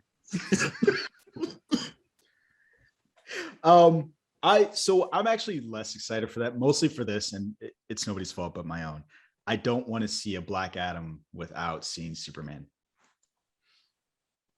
Black Adam gets gauged in his strength by the fact that he can whoop Superman's ass, and Because he's magical.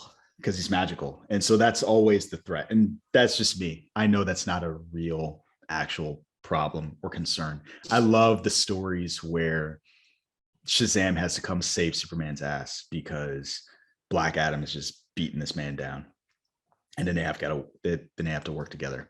So that's just me. Speaking of Shazam, Yep.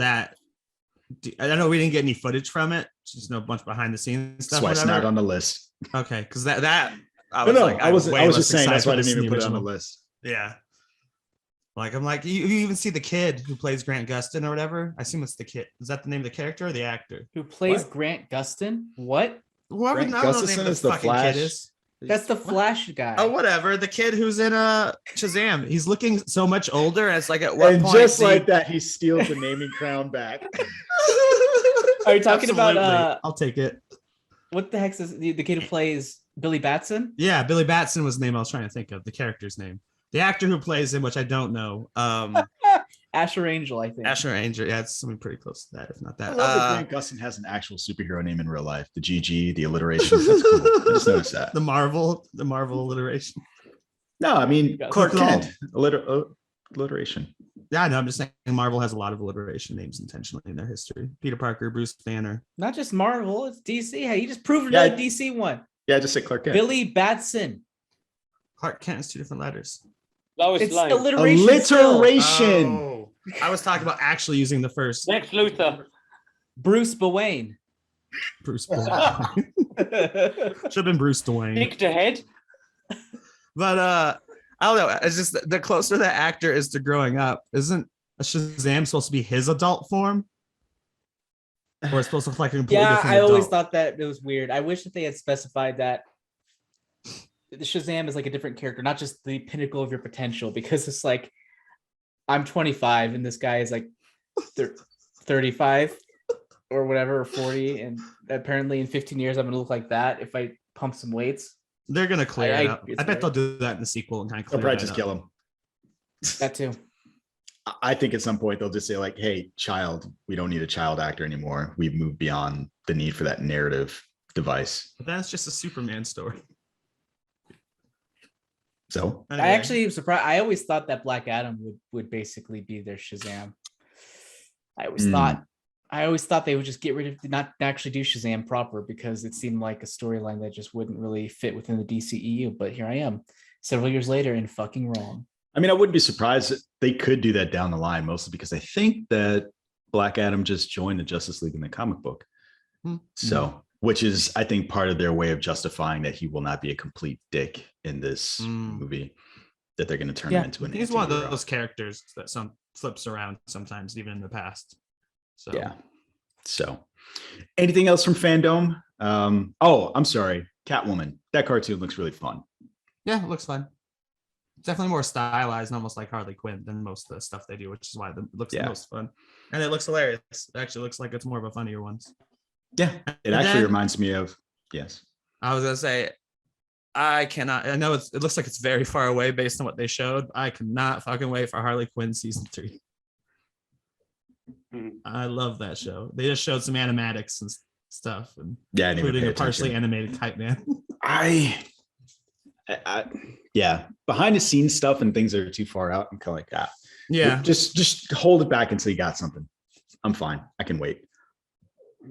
But moving on real quick from Fandome, there was one other thing I want to talk about. There were 2 trailers we were talking about. And you guys can pick one: Uncharted or Cowboy Bebop. Cowboy Bebop. Oh my god, Cowboy Bebop. Cowboy Bebop. All Cowboy day, Bebop. all day. Cowboy Bebop. Fucking Well, the Uncharted. trailer's not out yet, right? The trailer's next week. That was almost Well, like not the a trailer, short but film. the It was almost like a short. I call it a trailer. Like, Yeah. I think for, It is. yeah. What for is all a intents trailer? and purposes. Yeah. Is trailer. trailer. Do you think they'll keep that a stylized look for like every Yes. scene, Yes. and that's not Yes. just the 3-minute video they made? Because I love yes, it. because I think that's the point. Is that it kind of shows off the style in short film fashion. It just looks so Like a complicated trailer. if they were going to do that for like 30 Not minutes. a trailer. A week or trailer something. isn't a short film, dipshit. No, a trailer, but an idea to give you like what the Yeah. feel of the project is. No, but I I- feel like it's like a vertical slice, so to speak, of what you can expect, except in a more narratively brisk fashion. With still teasers. Like I assume the guy who's he's talking to while he's trying to eat noodles is an important character in the show. Jet? Oh, the 3 Vicious? noodles. The guy like appears in red and he's like, "I will kill you." Vicious. Did he actually He's like, talk to him? "No!" What? Yeah, he's like, I'm coming for you. He just sees a Spike. vision of him That's me while he's talk eating too. noodles. And I was like, I he don't must whisper. be an important fella. Yeah, he is. Otherwise, it felt fairly self-contained. It was just, I really enjoyed not knowing the original show. I know Jammer says it's different. I really enjoyed the Very, very interaction between the different. actors' characters, and obviously the comic book panel even being used as a weapon, sort of. Which is funny. That was like one of my criticisms, quote unquote criticisms. And I say quote unquote criticisms mostly just because I'm comparing it to the source material. And I'll talk about my overall impression separate from the source material in a minute. But yeah, the characters' interactions, specifically Faye, different character. She's too buddy-buddy with the rest of them. In the show, she's very much like her own thing and just kind of gets caught up in them. But generally, they kind of do their own thing a lot of times and they kind of intersect. I don't know. I just never got that vibe. She's there, but I never feel like she like has that much of a freaking back and forth buddy rapport that they kind of show here. And She seemed just as irritated with them in this as she does in the show. Like the I whole guess. wrap up to this is her yelling at them about the fact that they've fucked up the bounty, which is a consistent thing throughout the series. Okay. And I don't know. I felt like they kept the spirit of that relationship. But I guess for me, they just seems like they're friends. Do they? And they seem like they're friends to me in this. They seem like they're like Guardians of the Galaxy type family friends in this. I did get that impression too, but I also don't know what to compare it to. It's hard to, I don't know that it, I don't know. Because I almost wouldn't consider them friends. I feel like Jet is just there. He's like the adult in the room, and he just puts up with Spike. Oh, you don't even think they're friends? I mean, they are, but like it's almost more in like a father-son type way as opposed to like a friend way. And then Interesting. Faye is just there. Well, they did make the main character quite a bit older because of casting, as far as the father-son thing. No, I mean, I think it's more of the relationship rather than actual age thing. Okay. What I do find interesting about, let me think. What I find interesting about Faye's relationship to Spike is it's very surface level until the very end. And that's even a conversation that they have. Like when he does start telling her things about himself, she's like, shut the fuck up. I don't want to hear anything you're saying about yourself because you've never done that before. And that makes it seem like you're not coming. You're talking about the show. Yes. And so I think from that perspective, you're right that it's kind of surface level, less friendshipy, but I do think, at least in my estimation, they kept kind of the spirit of the relationship alive. I do think that the style that they're going for is so incredibly different. And in that respect, I do think that you're right, Nick, about utilizing the frame of the show, like the comic book panels. Seems Which very bothers Scott me Pilgrim. because It there's seems no, very Scott this is Pilgrim-y. not based on a comic. I know it's just a style. I mean, it's unique because like it is unique, but I think that it alters the adaptation enough. Yeah. Right. Well, I mean, It's- suddenly they it's can jump film- locations just by walking through. If I told you something was film noir and then they were like, hey, we're going to make an American adaptation of this film noir thing that you did, and the people started grabbing comic book panels, you'd be like, what the fuck is this? Like it's that much of a disconnect. Like while it does look good, you're right. I think it looks good. I think it's fun. I think it's interesting. To Jammer's point, it is not this show. Not at all. It is more Scott Pilgrim-y than anything else. And so- Someone it's else definitely more pointed out the real More birth Scott of it, Pilgrim. even before Jammer's also compared to obviously the Speed Racer, one of his favorites. But someone online was like, it's like Ang Lee's Hulk. Yeah. No, Like, oh, yeah, they Ang did Lee's like- Hulk. But they They did like just- it they wasn't just- good. They did like 4 panels at once a lot of the time, just to be like, this is a comic book movie.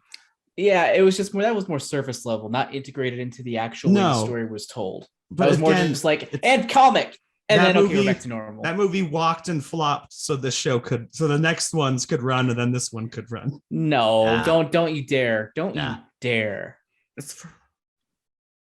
Fine, we'll go back even farther. Where 24 uses multiple. That's funny. No, but Yeah. yeah, like Brandon was saying, essentially, this is nothing like Cowboy Bebop at all, but it still looks freaking awesome, and I'll definitely watch it. And it looks super fun, and I think all the actors look like they're having a good time, and I want to see how it works. But Do you think, Jammer, do you think a 1-to-1 adaptation of this show would work? yeah, Yeah.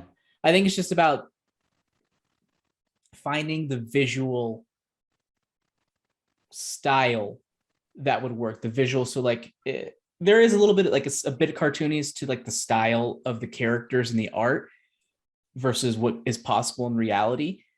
But I feel like there's like a more grounded or grounded and grimy way that they could have gone with More it, because noir. that's more noir, and they didn't. That is closer to the show, and they could have retained that more sort of grounded nature of the original series, and it could have worked just fine. But this is still good, but not necessarily what I Well, would consider is in it the good? spirit of the show. It looks good. It looks good. Danny, with I know that. how much you love the anime. What did you think of the visuals of this? This got me excited. I actually really enjoyed the visuals on this. I'm looking forward to this. So I know it's not, I totally understand it's not what I've been urged to try and watch and get into, but I actually quite like this one. But I am literally totally 100% understanding that it's different, Jammer. So I'm not going to judge it, not going to judge this. Not going to compare it, I should say, to the original anime at all. I will still check that out. But this was good. Good But news it's for really you. funny. Netflix just got the rights to Read that. stream the show, so It's you'll also be on able Hulu. to- Oh, but I you mean, don't have access. But he to doesn't it. have Hulu. We covered that. All right. Don't you listen to your own show? We covered that. So Netflix, Danny, fucking Jammer, is gonna have the show for you to watch. So you can either watch it before or after. I at this point I would recommend watching it after. That was my plan. I don't I'm want to have any hoping- preconceived notions. That they have the movie as well. I really enjoy the movie. I just like as a love the slice. movie. I really Yeah. like the movie a lot. But it's funny. the whole thing about me like being oddly defensive about the spirit of the anime, and yet I think the show is fine. It's nothing like everyone fucking And loved really it. love the movie. I think it's okay, and I really like the movie though. So It's not a very long series, is it? No, was it's like 26 24 episodes. episodes. Okay, that's what I 26? thought. It's not like I knew it wasn't a 26. One Piece, but I didn't know how short it was or how long. 26 in the movie. Most anime are 13 to 26 episodes. Okay, Yeah. cool. Well, that's what I interesting. figured. So they could do this whole. Well, they won't follow the plot exactly, but they, in fact, if anything, this is successful, they'll have more episodes of this than they would have had of the anime. It Depends on how doesn't they go with seem it. like it. Yeah, like You don't think it'll be successful enough where it's like the British office and the American No, office, and they're like, I'm let's keep it saying going. that if you know the anime, you've seen enough of this to go like, I don't know where this is going. Like, I don't know that you're going to do more than what you've already shown me. Okay. The anime is a complete. Story. That's it. That's all you get. So if they go that route with this, then there's nowhere to go. Gotcha. And my comment is like, again, if you know the anime, watching stuff that they've shown in the trailers, you're like, yeah, it's over. So Cool. anyway, anything else? Anything else you guys? We did a lot. We did so much. I'm really Yeah, proud I of you know. guys. It was a gauntlet. Impressed. I listen. I am impressed, but not surprised. I knew we could do it. I had you. faith in us. I had faith in you. So I didn't early on. We were getting on a lot of tangents. And I'm Really? like, oh no. But our tangents were all appreciate the short. tangents. We had short tangents. yeah, we kept it together. We did all right. We crushed it. We did crush Let's it. all pat ourselves on the back. Anything else before we move on? Before we shut it down? I'm trying to think here if there's anything else I want to say about this Ooh. trailer. Oh. What else do you want to In say? the meantime, I finished Only Murders in the Building, and it's Yeah, what do you think? fantastic. Yeah, The ending is really like it follows through all the way, and it's delightful. I finished Warrior, and it's fucking stressful as hell. I really enjoyed it though. I can't believe somebody almost canceled that show. Fuck you at Cinemax, whoever almost did that. What have I That's done all the leeway you're gonna recently? get. No, we're not doing this. We were waiting on you. to Yeah, I say was if just you're gonna- killing time yeah, until yeah, you we're had just killing another time. thing to say about the show or the trailer. Oh yeah, okay. Oh, okay. I got You got nothing. watch Speed It'll be Racer. worth it. Okay. God damn it. Watch Speed Racer. Speed Racer ran so Cowboy Bebop can also run, as I said on Slack. No. And then Scott Pilgrim obviously is another comparison, but and I Dick think- Tracy.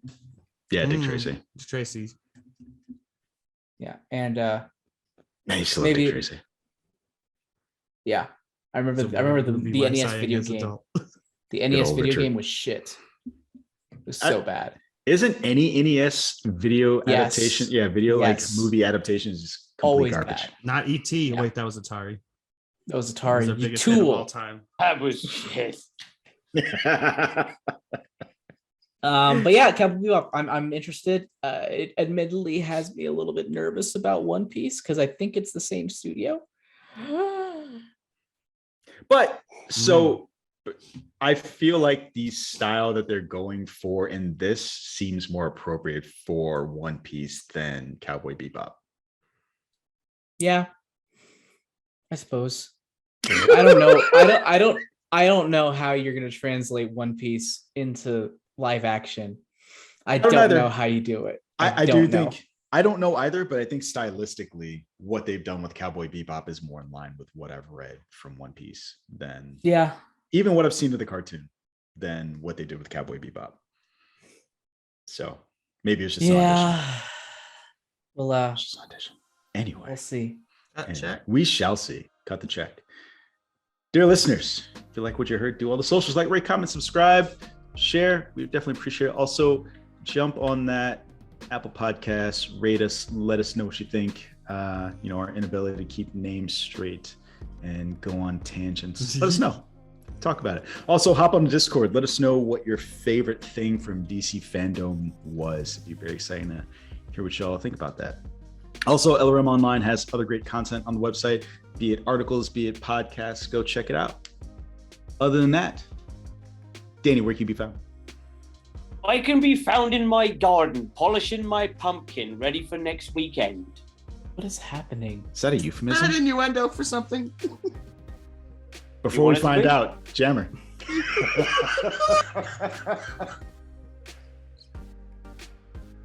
You can find me on Twitter at Jam the Writer. All my books under the name AJ Cerna on Amazon and Audible. Nick Dahl, where can you be found? At Kiki Nick Doll on Twitter. Did you And say I do Kinky my- Nick Doll? Kiki. That's a different account. That's the one I don't share. Kiki Nick Doll. Don't go there. That's the Kinky Breaking one. Geek After Dark stuff. Geeky Nick Doll. Yeah, Geeky Nick Doll. Kiki Nick Doll is the one not to look up. I'm gonna try to secure that right after the show. And I do Marvel Multiverse Mayhem. I just with imagine Kyle. the image is like a picture of you in a ball gag. I'm